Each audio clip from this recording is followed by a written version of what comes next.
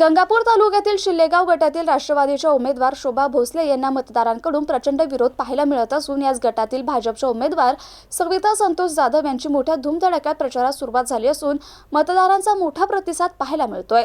याचा आढावा घेतला आहे आमचे प्रतिनिधी इब्राहिम शेख यांनी। पाहूया। जिल्हा परिषद व पंचायत समितीचे रणधुमाळी सुरू असून सध्या प्रचार सुरू आहे आणि आपण शिल्लेगाव गटातील शहापूर या गावात आहे आणि येथे काही मतदार आहे त्यांच्याशी आपण जाणून घेणार आहोत नेमके कोणाला किती उमेदवार आहे आणि कोणाला पसंती देणार नेमकं त्यांच्याशी आपण माहिती घेणार आहोत। काय सांगता तुम्ही का शिल्लेगाव गटात कोण कोण उमेदवार उभे आहे आणि कोणाला तुम्ही पसंती देता? शिल्लेगाव गटामध्ये जिल्हा परिषदला 3 उमेदवार आहे। कोण कोण आहे? पुष्पा जाधव, एक सुभाष भोसले आणि एक संतोष पाटील जाधव, म्हणजे यांची मंडळी दोघांच्या। आणि आमची पसंती संतोष जाधवलाच आहे। नेमकं का संतोष जाधवला? त्यांच्यापेक्षा कितीतरी चांगले उमेदवार आहे, नेमकं त्यांना पसंती का देता तुम्ही? कारण की ते शेतकऱ्यासाठी अहोरात्र कष्ट करतात।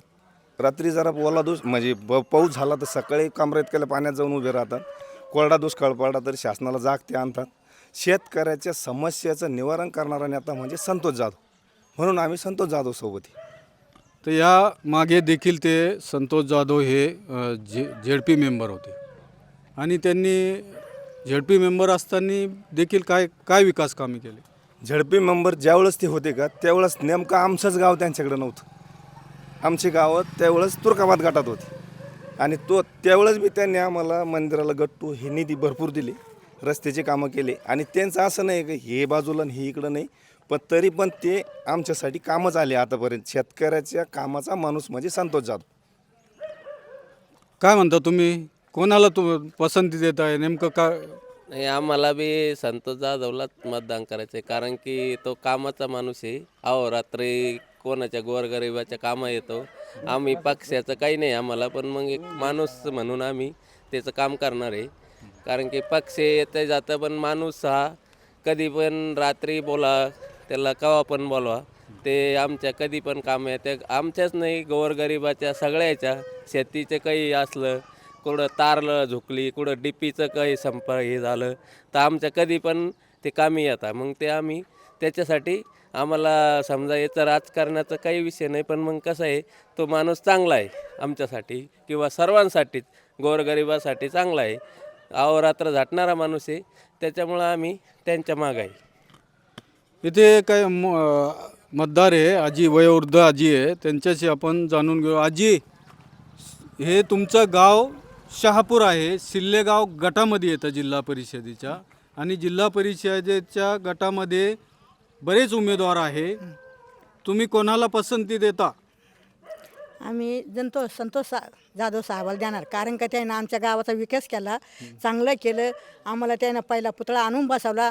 आमचे सारे आयुष्य गेलं तर आम्हाला काही पुतळा आला नव्हता, तर त्यानं आम्हाला आमची समाधानी केली, आम्हाला पुतळा आला, आमच्या जीवाचं चांगलं संरक्षण झालं, आम्ही त्यांना देणार।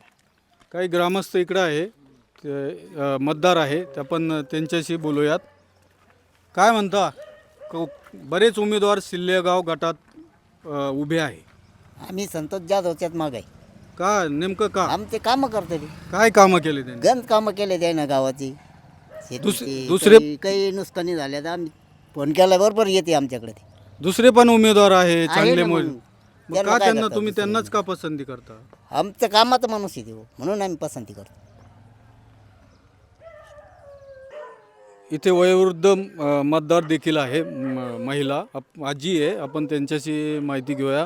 आजी, शिल्लेगाव जिल्हा परिषद गटात बरेच उमेदवार उभे आहे आणि तुम्ही कोणाला पसंती देता?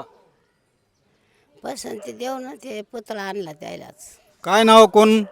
संतोष जाधव। संतोष जाधव। का त्यांनी काय कामं केले त्यांनी? काम हे काय पुतळा आणून बसला ना।